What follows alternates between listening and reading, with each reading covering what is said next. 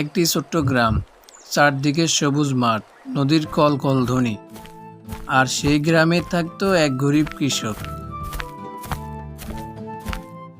কিন্তু গরিব হলেও সে ছিল অন্যদের থেকে আলাদা, পরিশ্রমী, নির্ভরশীল আর সৎ। সে কখনো কারো কাছে হাত পাতত না, কারো কাছে ভিক্ষা চাইত না। তার বিশ্বাস ছিল নিজের পরিশ্রমে ঢাল ভাত অনেক ভালো। যতদিন শরীরে শক্তি আছে আমি কাজ করে খাব। অন্যের দেওয়া মাছ গোস্তে শান্তি আসে না।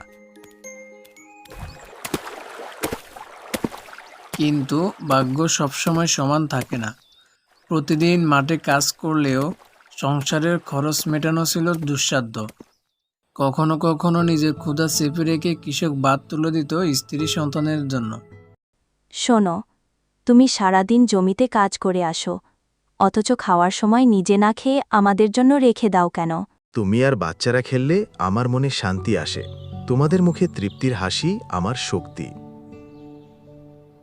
এভাবেই চলছিল তাদের জীবন। কৃষক রাজার জমিতে কাজ করত, সেই জমি ছিল তার সংসারের একমাত্র ভরসা। দিনরাত কাজ করে ঘরে নিয়ে আসতো সামান্য খাবার, আর সেই সামান্য দিয়ে তারা বেঁচে থাকত। কিন্তু হঠাৎ একদিন অসুস্থ হয়ে পড়ল কৃষক। কয়েকদিনের জন্য আর মাঠে যেতে পারল না। ঘরে তখন এক মুঠো চালও নেই। শিশুরা ক্ষুধায় কাঁদছে, চোখ দিয়ে অশ্রু গড়িয়ে পড়ছে। আম্মা, পেটে খুব ক্ষুধা লাগছে, একটু ভাত দাও। ঘরে কিছুই নেই, শুধু পানি আছে।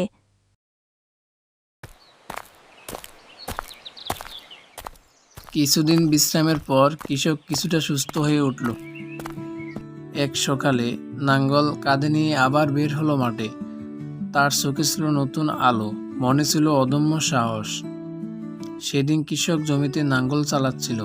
হঠাৎ সে জমিনের পাশে সোনার মতো ঝলমল করে এমন একটা জিনিস দেখল। সে থেমে গেল। এটা কি? এটা এত চকচক করছে কেন? সে জিনিসটা হাতে নিল, আর সঙ্গে সঙ্গে অবাক হলো। দেখা গেল এক টুকরো সোনা। রোদের আলোয় পড়তেই সোনার টুকরোটা ঝলমল করে উঠল। আলহামদুলিল্লাহ, এটা হতে পারে আল্লাহর রহমত, এতদিনের ধৈর্য আর সৎ পরিশ্রমের ফল। সে সোনাটা হাতে নিয়ে ঘরে ফিরল।